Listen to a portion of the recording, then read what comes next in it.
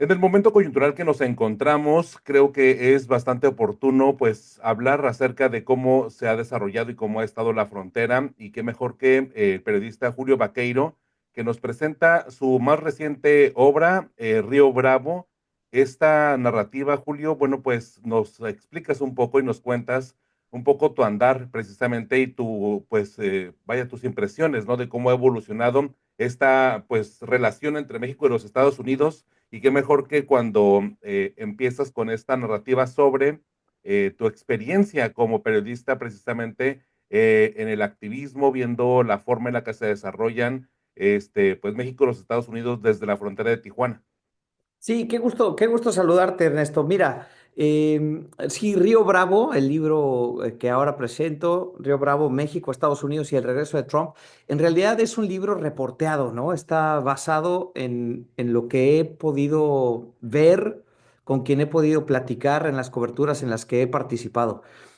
Como sabes, bueno, trabajo como periodista en Estados Unidos, sirvo a una audiencia principalmente hispanohablante en los Estados Unidos, en Noticias Telemundo todos los días. Y, y entonces, pues me toca hablar con migrantes en la frontera, efectivamente, como lo cuentas, hablar con políticos en los dos lados de la frontera, en Estados Unidos, en México. Y a partir de ahí, lo que hice fue como darle forma a este libro y tratar de entender el momento en el que estamos, cómo llegamos aquí y cuáles son los temas más importantes que están sobre la mesa en la relación entre los dos países. Julio, ¿en qué momento nos encontramos a diferencia del primer periodo de Trump? Porque recientemente hemos platicado con tanto periodistas que han venido a Tijuana, del Washington Post, de NPR, por ejemplo, y además, bueno, de diferentes, pues, activistas. Hay una disminución tremenda de migrantes que hemos reportado en el semanario Z, en los albergues. Hemos visto, por ejemplo, pues, mucha incertidumbre en el tema de la industria, y es un tema de impacto bastante fuerte porque al menos en esta zona fronteriza, la comunidad baja californiana con California está muy habituada a trabajar en conjunto, de tener una coproducción en el caso industrial, por ejemplo, ¿no? Entonces, pues, cómo ves tú esta coyuntura a diferencia del primer periodo de Trump? Porque creo que, pues, precisamente la incertidumbre es la que empieza a reinar, pero ¿tú cómo lo ves? Totalmente de acuerdo contigo, la incertidumbre es la gran constante en estos tiempos, ¿no? Y quizá eso sea lo más delicado, lo más complicado, ¿no? Ese desconcierto en el que todos estamos operando, porque estamos viviendo un parteaguas, un antes y un después, no solo en la relación entre México y Estados Unidos, incluso te diría en la historia del mundo, en la geopolítica, en el sistema de comercio que conocíamos de las últimas décadas, ¿no?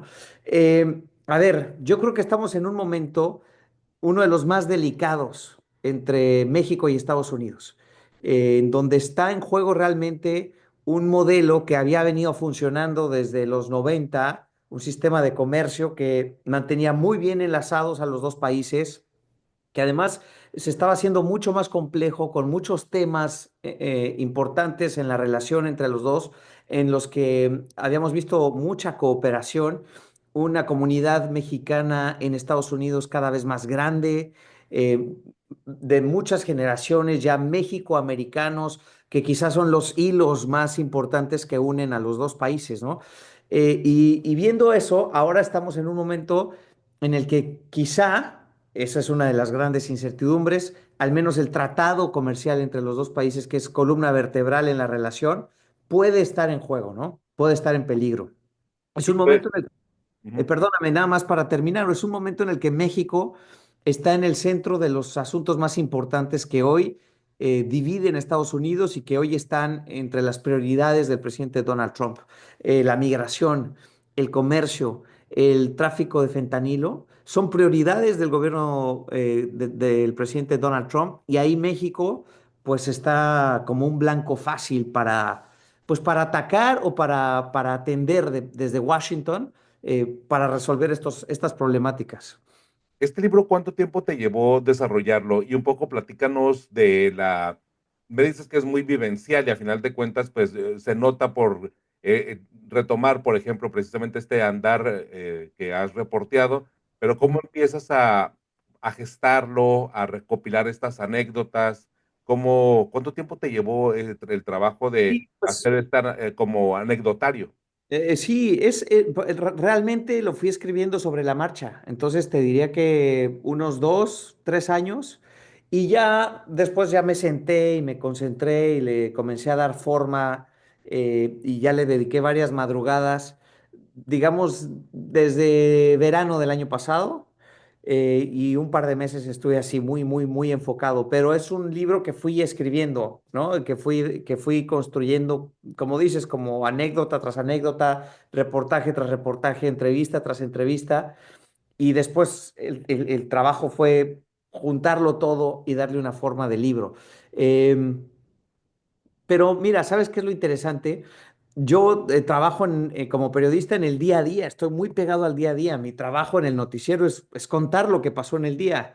Y este fue un ejercicio como de alejarme un poco de ese ruido y esa vorágine de información diaria y tal vez sentarme y reflexionar y entender lo que había visto, eh, pensar un poco más sobre el ritmo tan acelerado en el que estoy y después alejarme, digamos, como una pintura, cuando uno está muy cerca no lo distingue tan claramente, pero te vas un poco unos pasos hacia atrás y entonces ya ves el panorama completo. Y creo que eso es lo que me pasó con este libro y creo que quien se anime a leerlo, eso le puede pasar, ¿no? Porque estamos en un momento de mucha información constante, constante, constante, y de repente frenarnos a revisar cómo llegamos a este momento, cuáles son los 4 o 5 temas más importantes en la relación entre los dos países, puede ser también un punto de partida para reflexionar y tratar de entender lo que está pasando hoy y lo que está por pasar todavía entre las próximas semanas, meses y años entre México y Estados Unidos. ¿Qué reflexión te deja ahí? Y esa reflexión, ¿qué sentimiento o sensación te deja? ¿Es esperanzador?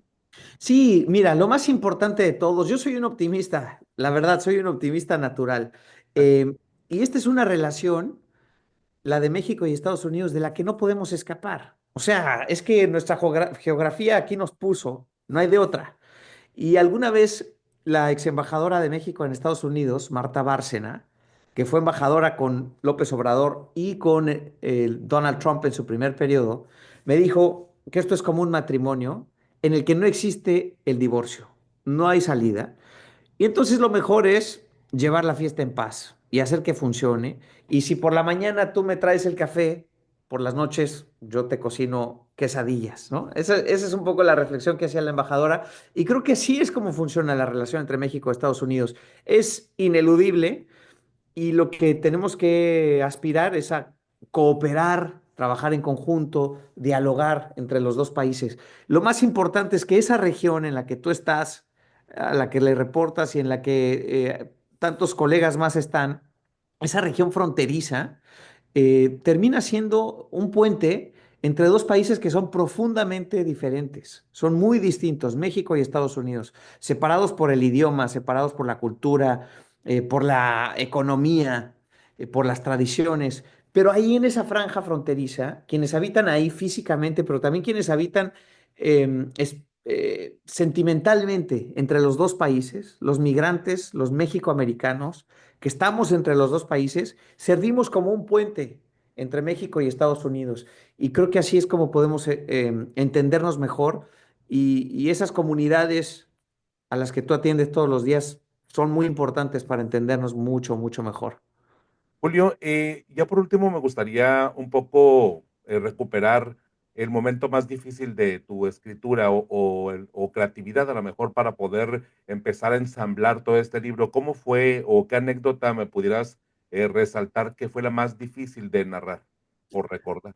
Mira, la verdad es que visitar la frontera siempre tiene sus dificultades, porque, porque lo que tiene la frontera es que exhibe con mucha crudeza el costo de la esperanza.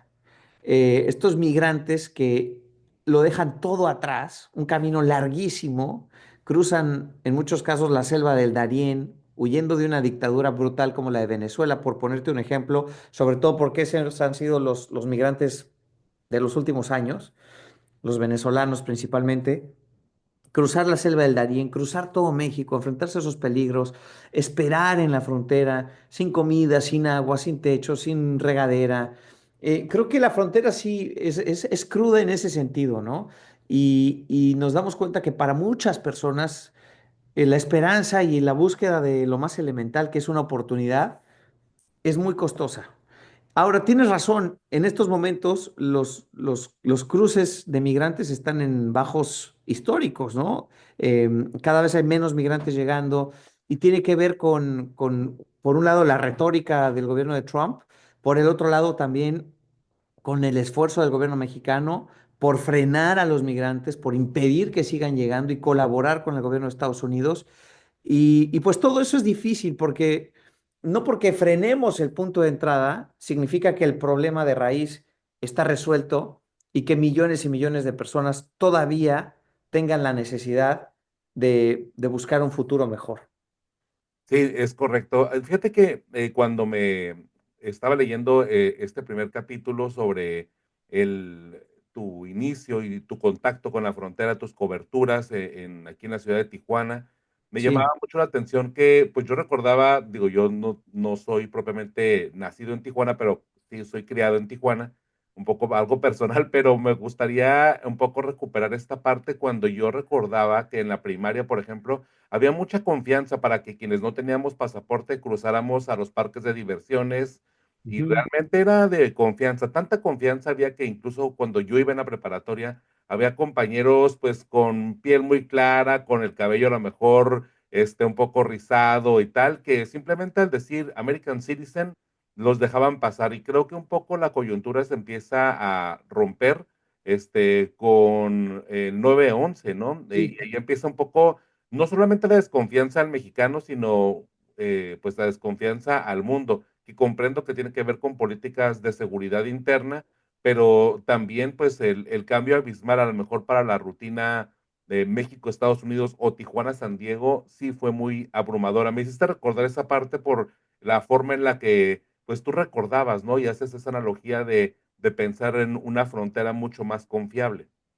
Absolutamente. Mira, lo que pasa es que es increíble ir a Tijuana y tú lo conoces mejor que yo, desde luego, pero a mí es una cosa que me llama mucho la atención, ir a Tijuana y San Diego y entender que en realidad estas dos ciudades, como otras más, como El Paso y Ciudad Juárez, ¿no? Por ejemplo, realmente funcionan como una sola en muchos casos.